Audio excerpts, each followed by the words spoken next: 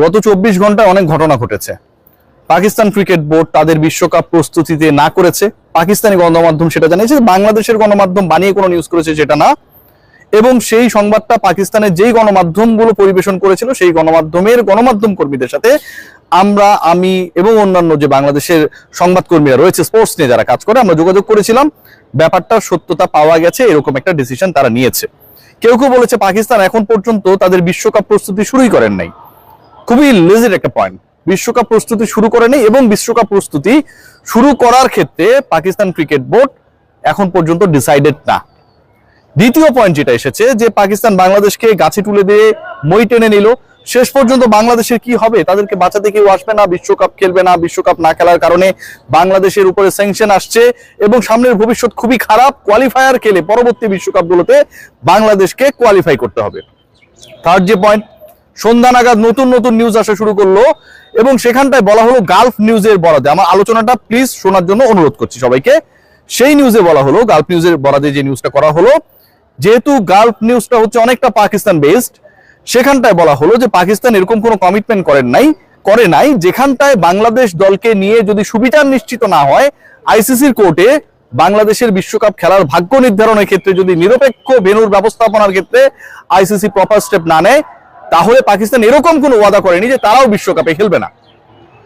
Let's come to the point. প্রথম যে point যেটা সেটা হচ্ছে ইএসপিএন ক্রিকবাজ যে নিউজগুলো করেছিল যে বাংলাদেশকে ডেডলাইন দেওয়া হয়েছে এবং পরবর্তী সময়ে এই নিউজগুলো, এই ডেডলাইন কেন্দ্রিক যে নিউজগুলো দেওয়া হয়েছিল, Bangladesh cricket board official press briefing করে বলেছে এরকম কোনো ডেডলাইনের ডিসকাশন গত স্যাটারডের বৈঠকে হয় নাই। ব্যাপারটা কিন্তু এরকম না কোনো একজন মিডিয়া এজেন্সি থেকে ফোন করলো বা আমি ফোন করলাম, বাংলাদেশ ক্রিকেট বোর্ডের নাম প্রকাশে অনিচ্ছুক কোনো কর্মকর্তা বলল যে এরকম কোনো ডিসকাশন হয় নাই। ব্যাপারটা এরকম না। এইরকম একটা জায়গায় বাংলাদেশ ক্রিকেট বোর্ডের মিডিয়া কমিটির চেয়ারম্যান আমজাদ ভাই তিনি এসে যখন এই ডিক্লারেশনটা দেন এবং তিনি এই ডিক্লারেশন দেওয়ার আগে যারা ওই মিটিং এ ছিলেন প্রত্যেকের সাথে কথা বলে কনফার্মেশন নিয়ে তারপরে মিডিয়া এসে 35 সেকেন্ডে সেই ব্রিফটা করেছিলেন, যেখানটায় বলা হচ্ছে এরকম কোনো ধরনের ডিসকাশন হয় নাই। তাহলে ডিসকাশন হওয়ার আলোচনাটা কারা করলো? Indian media. প্রোপাগান্ডা কারা ছড়ালো? Indian media. এবং সেই ইন্ডিয়ান মিডিয়া বলছে কি বাংলাদেশকে 21 তারিখের মধ্যে ডিসাইড করতে হবে whether they want to play the upcoming world cup or not. Let's come to another point. গতকাল রাতে বিবিসি নিউজ করেছে, বিবিসি ব্রিটিশ ব্রডকাস্টিং চ্যানেল। এখন বিবিসি বাংলা আছে, উর্দু আছে, হিন্দি আছে, বিবিসির তো বিভিন্ন ভাগ রয়েছে, রাইট? এটা হচ্ছে মেইন বিবিসি ভাই, ওই যে ইউকে থেকে যে বিবিসিটা পরিচালিত হয় এবং যার ব্রাঞ্চ হিসেবে, শাখা হিসেবে, যার সিস্টার কনসার্ন হিসেবে অন্য আউটলেটস গুলো বিভিন্ন দেশে কাজ করে, সেই মেইন বিবিসি রিপোর্ট করেছে। খেয়াল করুন এবং শুনুন, বিবিসি ব্রিটিশ ব্রডকাস্টিং চ্যানেল জানাচ্ছে যে স্কটল্যান্ডের সাথে আইসিসির কোনো ধরনের যোগাযোগ হয় নাই। স্কটল্যান্ডকে রেডি রাখা হচ্ছে বাংলাদেশের বিকল্প হিসেবে, এরকম কোনো ধরনের কমিউনিকেশনস হয় নাই। এবং এই কমিউনিকেশনস নিয়ে যে নিউজগুলো ছড়ানো হয়েছে স্কটিশ ক্রিকেট বোর্ডের সাথে যারা জড়িত তারা দাবি করেছে তারা এর ব্যাপারে কোনো কিছুই জানে না। তার মানে কি স্কটল্যান্ডকে সামনে এনে বাংলাদেশ খেলবে না, তারা রিপ্লেস করবে, এই পুরো নিউজগুলোই ভুয়া। ব্রিটিশ ব্রডকাস্টিং চ্যানেল যারা পুরো ব্রিটেনকে প্রতিনিধিত্ব করে এবং সেই ব্রিটেনের 4টা গুরুত্বপূর্ণ part, England, Wales, Northern Ireland এবং স্কটল্যান্ড, এই যে 4টা পার্ট, আপনি যদি গ্রেট ব্রিটেনের ভিসা পান আপনি প্রত্যেকটা দেশে যেতে পারবেন, আলাদা আলাদা দেশ। এবং সেই দেশগুলোর অথবা ওয়ার্ল্ডের আমরা যদি অন্যভাবে কাউন্ট করি, বিগার অ্যাসপেক্টসে কাউন্ট করি, BBC it matters and they made the report. বিবিসির জন্য কিন্তু এটা তাদের নিজেদের রিপোর্ট। স্কটল্যান্ডের খেলা না খেলার ডিসিশনের ব্যাপারে যখন বিবিসি নিউজ করবে, BBC British broadcasting channel direct representative of Scotland, সেখানটায় তারা বলছে এরকম কোনো ডিসকাশন হয় নাই। স্কটিশ কর্মকর্তারা এরকম কোনো কিছু জানে না, তারা এটাও জানে না এরকম কোনো অফার তাদেরকে করা হয়নি যে বাংলাদেশ না খেললে তোমরা এসে আপকামিং ওয়ার্ল্ড কাপে বাংলাদেশের জায়গায় রিপ্লেস করবা। ভুয়া নিউজগুলো কারা ছড়াচ্ছে? Indian outlets. গালফের যে নিউজটা এসেছে, যে নিউজ নিয়ে এত আলোচনা হলো, সেই রিপোর্টটা কে করেছে? ESPN ক্রিকইনফো টোটালি অথবা ক্রিকবাজ টোটালি দে আর ইন্ডিয়া বেসড। রিপোর্ট যেটা হচ্ছে সেটা তারা বিসিসিআই এর যে এজেন্ডা সেটাকে অনেকটা রিফ্লেক্ট করার চেষ্টা করছে। গালফের যে নিউজটা হয়েছে সেই নিউজটা কে করেছে? সেই নিউজটা করেছে হচ্ছে জয় রায়। আমি রিসার্চ করে আপনাদের সাথে কথাগুলো বলছি। গালফ নিউজের যে নিউজটা হয়েছে সেই নিউজের অথর যিনি, তিনি হচ্ছেন জয় রায়। তার মানে he is also a part of India. এবং সেভাবেই সেই কাজটা করার তিনি চেষ্টা করেছেন। জয় রায়। আবার এএফপির খবরে বলা হচ্ছে এরকম কোন ধরনের ডিসকাশন হয় নাই বাংলাদেশের সাথে পাকিস্তানে যে তারা খেলবে না। অপরদিকে এএফপিতে এটাও বলা হচ্ছে, খুব ইন্টারেস্টিং কিন্তু এই পয়েন্টটা মাথায় নিয়ে রাখুন, সেটা হচ্ছে এই যে ম্যাচেসটা হবে বা হবে না, বাংলাদেশকে ওয়ার্ল্ড কাপে খেলার জন্য ডেডলাইন দিয়ে দেওয়া হয়েছে 21 তারিখ পর্যন্ত। জানুয়ারির 21 তারিখ সন্ধ্যা 7টার মধ্যে বাংলাদেশকে জানাতে হবে। এএফপি, এটা কোন এএফপি জানেন আপনারা? একটু গিয়ে নিউজটা দেখেন।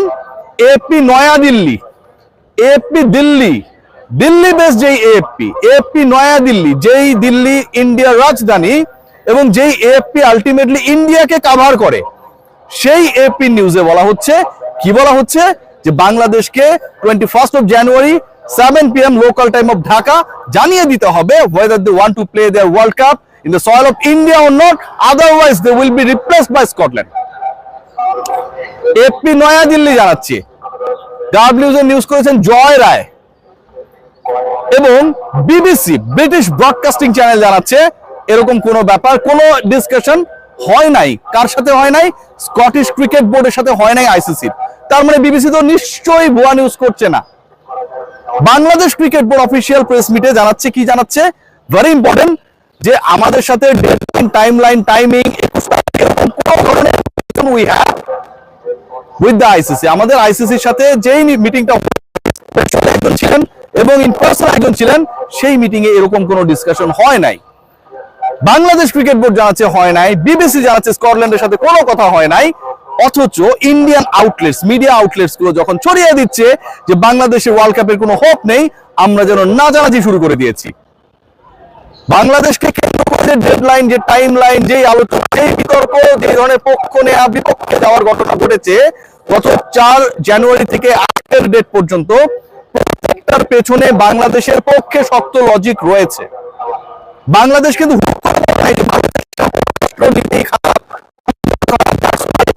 I am not interested to play my World Cup matches in India.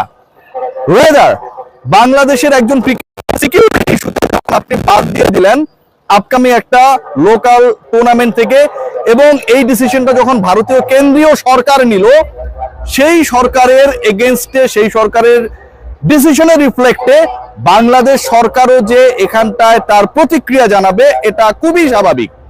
এবং সেই প্রতিক্রিয়ায় একজন ক্রিকেটারকে যখন সিকিউরিটি দিতে অপারগ হয় কোন একটা দেশ, সেই প্রতিক্রিয়ায় আপনি আপনার 15 জন ক্রিকেটারকে ওয়ার্ল্ড কাপ বলেই পাঠিয়ে দেবেন, মেনে নেবেন যে ওয়ার্ল্ড কাপ খেলতেই হবে, মেনে নেবেন যে আমার এই 15 জন ক্রিকেটারকে ভারত এবার তাহলে সিকিউরিটি দিতে পারবে, এটার কোনো ধরনের লজিক নেই, কারণ নেই। বাংলাদেশ সরকারের সেই স্ট্যান্সের পক্ষে এখনো পাকিস্তান রয়েছে। পাকিস্তান ক্রিকেট বোর্ডের পক্ষ থেকে এখন পর্যন্ত কোথাও এই নিউজ দেওয়া হয় নাই যে বাংলাদেশের পক্ষে আমরা সাপোর্ট করে ওয়ার্ল্ড কাপ খেলবো না। এই খবরটা যে বিভিন্ন জায়গায় ছড়িয়েছে এটা ভুয়া। পিসিবি কিন্তু এই কথাও বলে নাই, পিসিবি কিন্তু এই স্টেটমেন্টও দেয় নাই টিল নাও, যে বাংলাদেশের পক্ষ নিয়ে আমরা কি করব কি করব না, এই স্টেটমেন্টও পিসিবির পক্ষ থেকে আমরা পাই নাই। সো আমার কাছে যেটা মনে হয়, Indian outlets they are creating some pressure over the country and the people of this country, যারা আসলে ক্রিকেটটাকে ফলো করে এবং যারা বাংলাদেশের স্ট্যান্সটাকে সাপোর্ট করে, যেন বাংলাদেশ ইন্ডিয়ায় গিয়ে খেলতে বাধ্য হয়, এরকম একটা সিচুয়েশন ক্রিয়েট হয় অ্যাক্রস বাংলাদেশ। সবাই ভালো থাকবেন, টেক গ্রেট কেয়ার।